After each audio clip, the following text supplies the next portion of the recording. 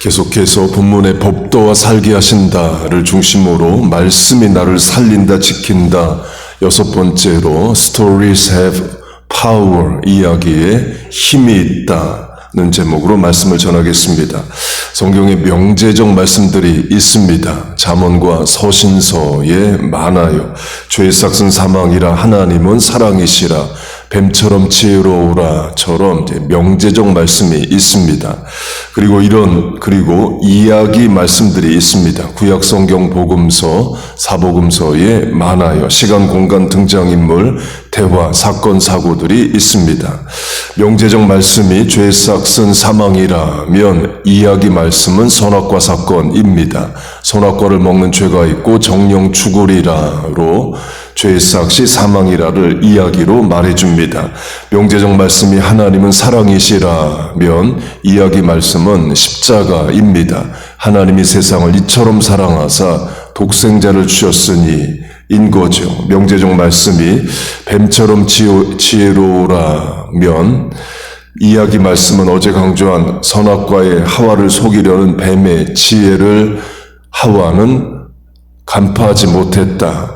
느헤미야로 하면 느헤미야를 죽이려는 원수들의 지혜를 느헤미야는 간파했다. 이야기로 말할 수 있습니다. 명제적 말씀도 우리와 자녀들의 기억의 삶의 판단의 준거, 기준이 되고 성경의 많은 이야기들도 우리 삶의 중요한 순간에 기준이 돼서 우리를 지키고 선택의 기준이 됩니다.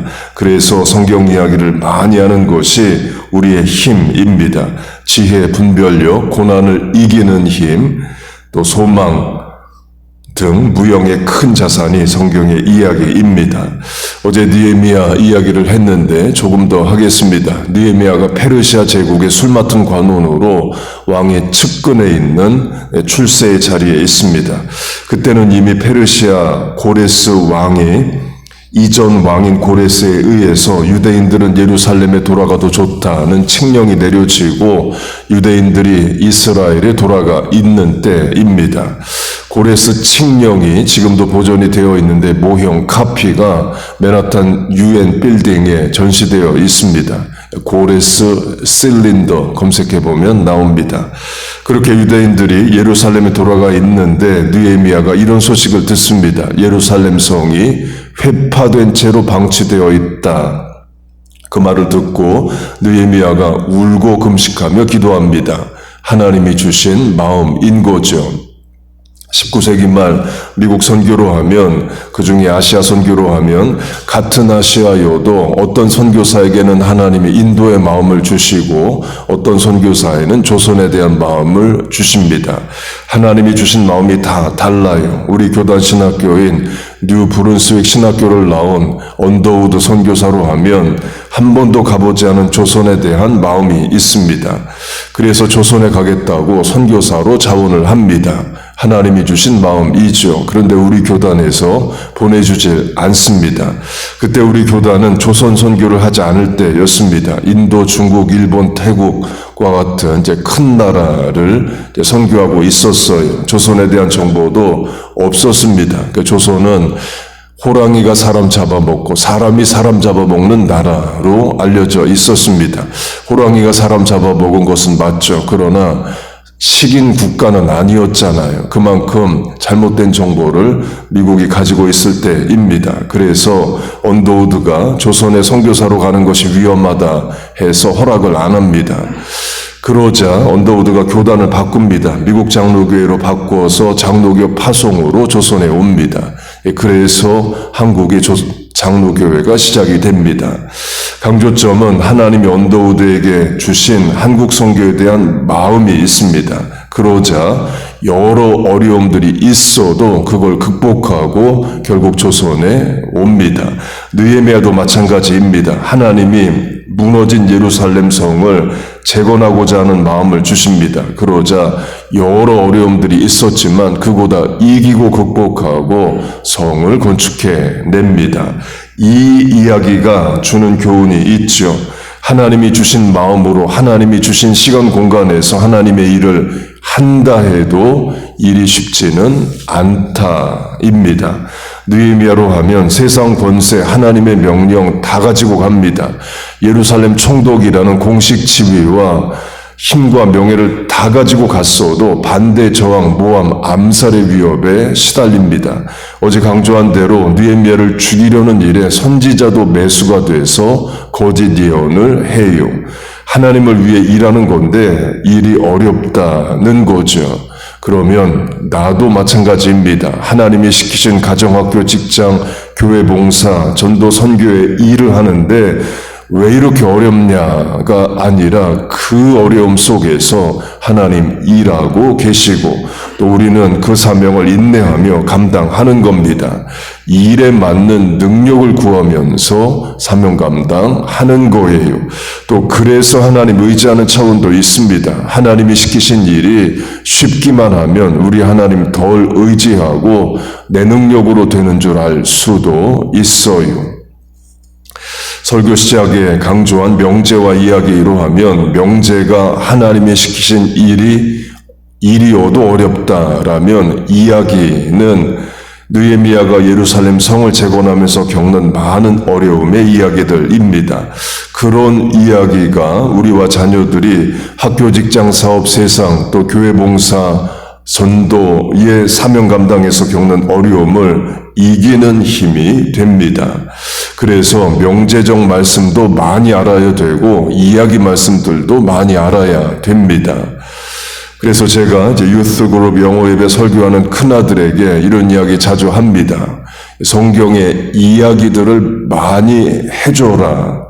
아브라함, 야곱으로 하면 너의 회중들이 아브라함은 할아버지고 야곱이 손자인 것 자체를 모를 수 있다. 성경을 안 읽고 교회에 올 수 있다. 느헤미야로 하면 느헤미야에 대해서 전혀 모를 수 있다. 성경에 대한 이야기를 많이 해주라고 말합니다. 그 이야기가 학생들에게, 청년들에게 힘이 되고 고난을 이기고 판단의 근거와 능력이 되기 때문입니다. 그렇게 하나님이 느헤미야에게 예루살렘에 대한 마음을 주시고 느헤미야가 페르시아 왕의 허락도 받아서 총독의 지위로 예루살렘에 옵니다.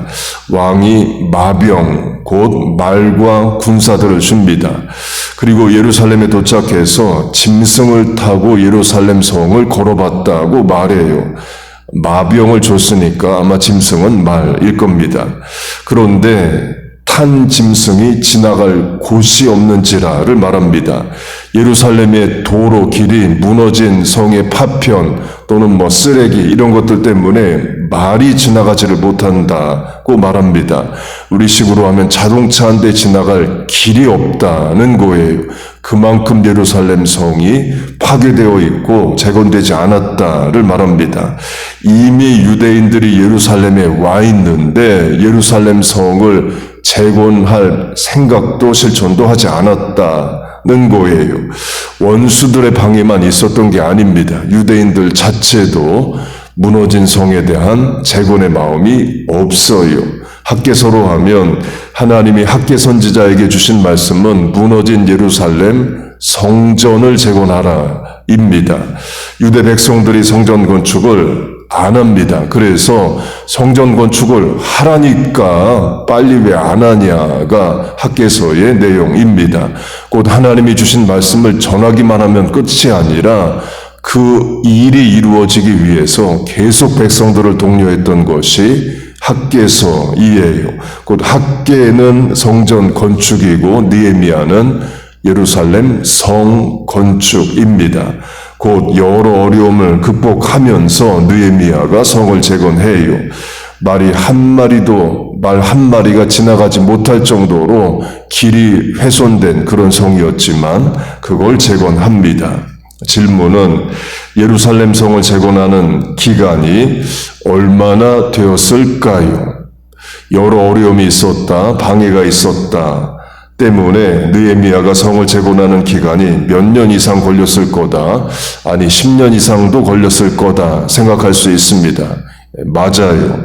느헤미야서를 보면 느헤미야가 예루살렘 총독으로 있었던 기간이 12년입니다. 그 성을 재건하는데 10년 이상의 기간이 걸린 게 맞습니다. 그런데 실제 성을 건축하는 공사 기간만 놓고 보면 52일입니다. 2달이 안 돼요. 성벽 역사가 52일 만에 끝남에 이것도 교훈이 있는 이야기이죠. 일단 시작하면 52일 만에 끝날 수 있는 일인 겁니다. 그런데 그 일을 시작하기까지는 10년의 세월이 걸린다는 거예요. 시작하면 2달도 안 돼서 끝나는 일인데 그 시작이 어려울 수 있다는 겁니다. 성도의 인내와 기다림의 시간이 있다는 거죠. 예수님의 십자가 사역도 마찬가지입니다. 금요일 오전 9시에 십자가에 달리시고 오후 3시경에 돌아가십니다. 십자가 사역만 놓고 보면 6시간 사역이에요. 그러나 그 6시간 십자가 사역을 감당하시기 위해서 3년 동안 공생이 하시고 그 이전에 30년은 마리아의 아들 저가 목수가 아니냐로 목수의 아들로 목수로 살아가십니다. 그렇게 느헤미야가 자원해서 예루살렘에 와서 성벽을 재건한 공사 기간만 놓고 보면 2달이 안 되는 52일입니다. 그러나 그 일을 시작하기까지는 10년이 넘는 원수 대적과의 싸움이 있고 예루살렘 성 재건에 관심이 없는 유대인들을 독려하는 일을 합니다. 이 이야기에도 교훈이 있죠. 가족 전도를 위해 평생 기도한 누구에게 위로와 소망이 될 수 있습니다. 선교지에서 일이 안 되는, 할 일이 없는, 어려움을 겪는 선교사에게 위로와 소망이 될 수 있습니다. 가족 전도로 하면 홍길동이 부모님, 배우자, 자녀 전도를 위해서 1년, 2년도 아니고 10년, 20년을 계속 기도하고 있습니다. 어렵고 긴 고통의 시간들이죠. 느헤미야의 이야기가 그렇게 가족 전도를 위해 길게 기도하는 성도에게 위로가 될 수 있습니다. 선교사로 하면 선교지에 갔는데 일이 전혀 진척이 안 되는 선교사들 많을 수 있습니다. 언어 습득이 어렵고 현지인들 또 반응 안 좋고 교회 개척 안 되고 파송교회 보고할 것도 없고 그럴 수 있습니다. 그걸 이기고 자리시키는 힘이 느헤미야 이야기일 수 있어요. 그렇게 성경의 이야기가 힘과 위로, 교훈과 판단력이 됩니다. 확대 적용하면 우리 자녀들이 부모의 이야기를 아는 것도 인생의 큰 힘이고 자산입니다. 부모가 청년에 기도했던 이야기, 결혼 후에 자녀 나오면서 했던 기도와 응답의 이야기, 또 감사한 이야기, 하나님이 도우셨던 이민생활 이야기, 또 부모가 지금 뭘 기도하고 있는 최근 기도 제목의 이야기를 자녀들이 알면 좋아요. 물론 자녀들은 부모의 이야기에 관심이 없을 수 있습니다. 그러나 자녀들이 부모를 도우신 하나님을 안다면, 그 부모의 이야기를 안다면 그것도 큰 자산입니다. 유대인과 성경으로 하면 아브라함, 이삭, 야곱, 요셉, 다니엘, 모세 이야기가 유대인의 이야기이죠. 조상들의 이야기입니다. 그런데 그게 성경에 기록되어 있어요. 아브라함을 도우신 하나님, 이삭을 도우신 하나님이 내 하나님이 되시는 겁니다. 그게 유대인의 힘입니다. 조상들의 이야기가 성경에 기록되어 있다 이에요. 우리 식으로 하면 고구려 백제 신라 이야기가 성경 이야기다라면 엄청난 힘인 거죠. 그게 chosen people, 선택된 민족의 이야기입니다. 베드로전서는 우리가 chosen people, 택한 백성이라 말하고 갈라디아서는 이제 예수 믿는 우리가 아브라함의 영적 후손이라를 말합니다. 곧 우리가 성경의 이야기를 내 이야기로, 내 영적 조상의 이야기로 받는다 이에요. 아브라함을 도우신 하나님 이야기가 내 이야기가 되고 손자 야곱을 도우신 하나님 이야기가 내 손자를 도우시는 능력의 이야기가 된다입니다. 그런 차원에서 우리와 자녀들이 부모와 또 조상의 이야기를 아는 것은 큰 자산입니다. 이렇게 새벽에 기도하는 것도 자녀들이 알아야 됩니다. 할아버지가, 아버지가, 엄마가 새벽마다 기도하고 있다. 이 새벽 기도의 이야기도 나중에 부모 죽고 자녀들 또 살 때에 그래, 부모님 새벽에 나를 위해 기도하셨지. 이 어려움 가운데 나도 하나님 의지하고 기도해야지 하는 힘과 동력이 되는 겁니다. 그렇게 성경의 모든 이야기는 우리와 자녀의 힘과 능력, 위로와 소망, 교훈이 됩니다. 그렇게 하나님의 말씀들이 또 우리들의 이야기가 하나님의 위로와 능력, 자녀들의 판단의 기준, 고난을 이겨나가는 힘이 되시기를 주의 이름으로 축복하고 축원합니다. 아멘. 기도하겠습니다. 하나님 아버지, 우리에게 명제적 많은 말씀과 또 이야기들을 주심을 감사합니다. 그 모든 말씀들이 우리 판단의 기준이 되게 하시고 오늘을 이겨나가는 힘과 능력이 되게 하여 주옵소서. 우리의 자손들 성경의 이야기들 다 알고 많이 알고 또 힘과 능력으로 삼아 살게 하여 주옵소서. 살아계신 하나님의 말씀이 우리와 자손들의 능력이 될 줄로 믿습니다. 하나님들 말씀 듣고 읽습니다. 그 말씀들 살아 역사하게 하시고 또 기도할 힘과 동력 되게 하여 주옵소서. 하나님을 믿고 의지합니다. 성경의 하나님 오늘 삶의 현장에 임하셔서 우리를 도와 주옵소서. 예수님의 이름으로 기도하옵나이다. 아멘.